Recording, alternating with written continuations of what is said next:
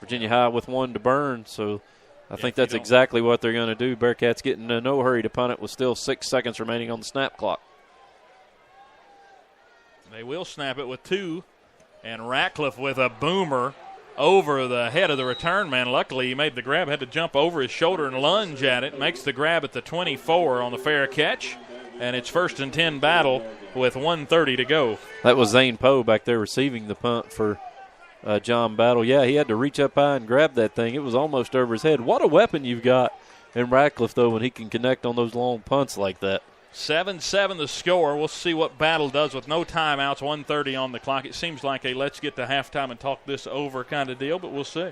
I would think so, but then again, that may be what Virginia High is expecting you to do. Do you catch them off guard and try to? They've shown the ability to throw the ball down the field. I wouldn't be surprised if they come out and at least take one shot here. Again, we'll have an interview with Coach Chris going into the locker room at the half as we have Ryan Bradley down on the sideline. When the time comes, we'll go down to him and get Coach Chris' take on this first half of action. 1st and 10, Battle will just run straight up the middle, and a short run by Judge Schaefer. He got about a yard up to the 25. Well, so that's what they're going to do. Yes, they're just going to let this clock run down. Sean Watkins in on the tackle there for the Bearcats. Yep, down to 1:10 on the clock as it's still rolling. John Battle in no hurry. Virginia High does have a timeout left. Yeah, they might. You might call it here if you. Or after the fact, after this run, as they'll go up the middle again, a short gain. And the clock rolls under a minute now. As they go for another yard, it'll bring up 3rd down and 8. You surprised there that you don't burn? Well, maybe you burn it here after this run and force them to punt it at least. Yeah, maybe you got to be pretty sure Battle. They're, of course, quarterback yeah. on the sidelines. They're looking at the play clock. They're going to let that baby run all the way down. And once they do that, there's only going to be about 10, 11 seconds remaining on the game clock. But, I mean, if you do, you force them to do something, maybe try to block it. Right, yeah. Put it past them. Let's see. John Battle lines up here. 5 seconds on the play clock. 7-7 the score. They'll run it up the middle. And the tackle made after a short gain. And Coach Chris is going to call timeout with 9 seconds on the clock. They actually, 8 seconds is where they'll stop it at. And it will force Battle to at least have the long snapper come out and try to get a punt off. Or I guess you could just roll out and just run. But, of course, Colton Ratcliffe being the kicker he is, you don't really want to do that. So with Virginia High here, 8 seconds remaining, I guess you bring the house, right? No reason to put a return man back. Let's come in full force. They got into the backfield, took a penalty last week for roughing into the kicker against Tazewell, but they've shown the ability to get back there and block a kick. I say bring everybody. Let's stack them on the line and go get it. Bring it. Don't even put a returner back. Don't put a return man back. What's the advantage? That's true. We'll see what the Cats do. That was the 3rd and final timeout, the 6th timeout of the half, as both teams are fully out of timeouts. We're 7-7, 8 seconds on the clock, and I think a good timeout there called by Coach Chris as John Battle's just trying to get out of this first half, as it's just really been a slow game, really defensively played game, and 7-7. We had a little burst of excitement there on back-to-back drives, Battle scores. I was wrong. Virginia High is going to put a man back to return. Of course, that's the other thing. Do you set up the return and maybe take one to the house here at the end of the half? So there is the punt. Straight away to Austin Davidson. It hits off the back foot of the Bearcats, and John Battle recovered it at the 40. And there was some time left, but the clock rolls down to 0. And the Bearcats tied 7-7. Coach Christ coming off the sideline. Ryan Bradley going down to meet him. And we'll go down to the field to Coach Christ and Ryan Bradley.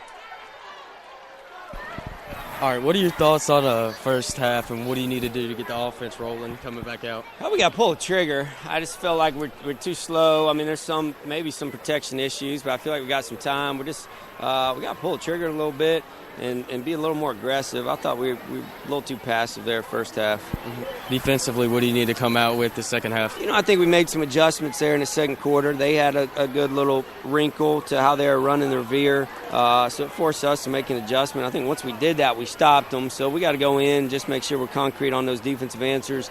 And, offensively, just got to get aggressive. All right, thank you, Coach.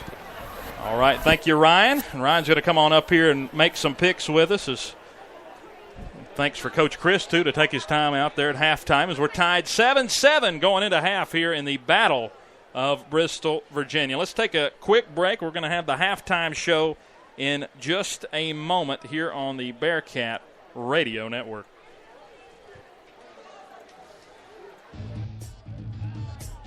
Bearcat Radio is brought to you by State Line Motors. Visit State Line Motors on Euclid Avenue in Bristol.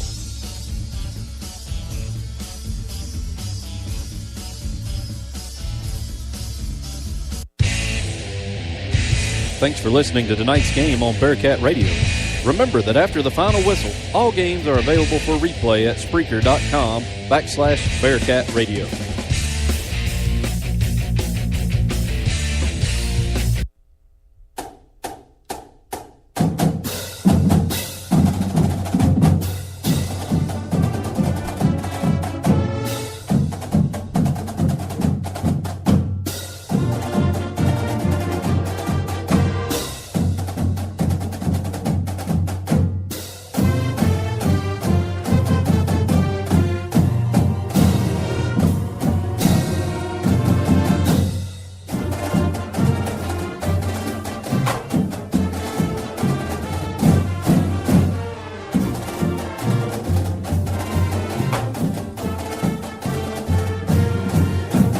Welcome back to Bearcat football at the half as we're 7-7 here at the halftime intermission on Bearcat Radio. Again, brought to you by Sesco Insurance Group.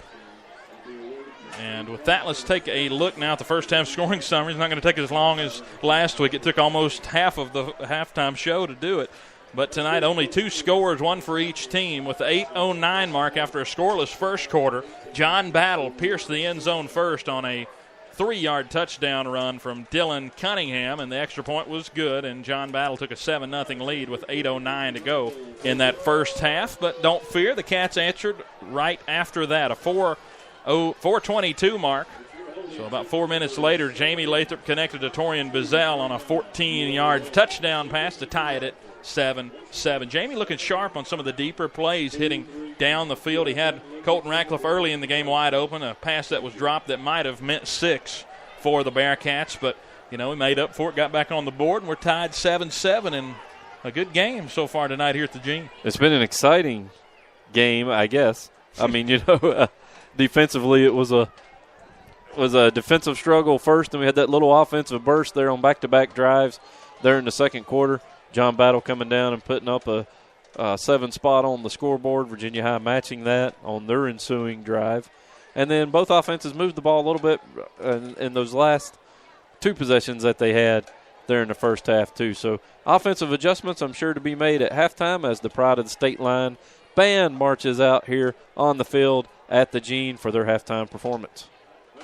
And I don't know, are you doing pretty well on the score reports as far as everything? You still looking for a few? Yeah, I've got a couple here, though, we can get to.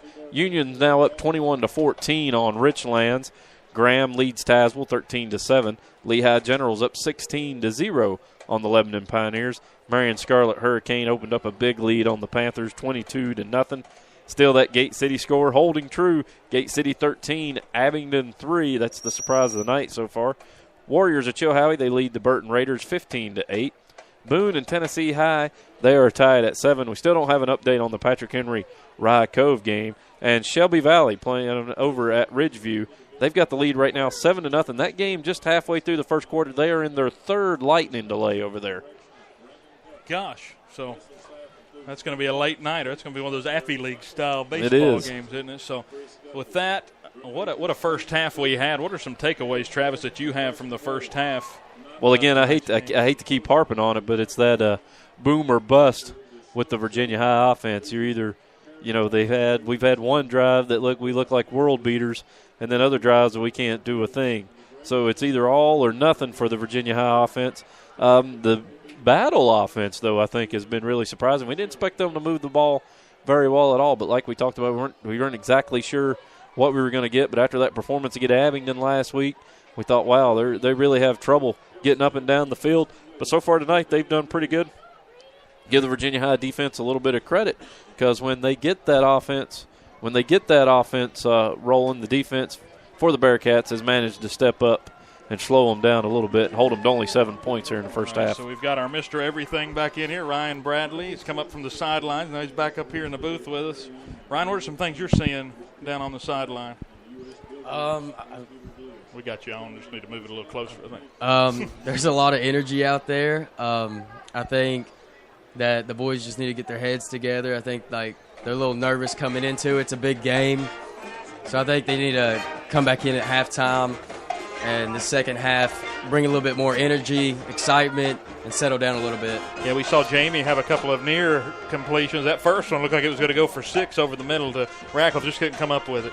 Yeah, I think Jamie's reads are on tonight. I think the offensive line needs to buckle down a little bit and get some blocks for him and let the receivers go to work. Another thing we haven't really talked about is that the Bearcat offense has been backed up most of the night. We were back inside the 5 one time, inside the 15 on another drive. We only touched the ball 5 times in the first half, 6 if you count the last possession.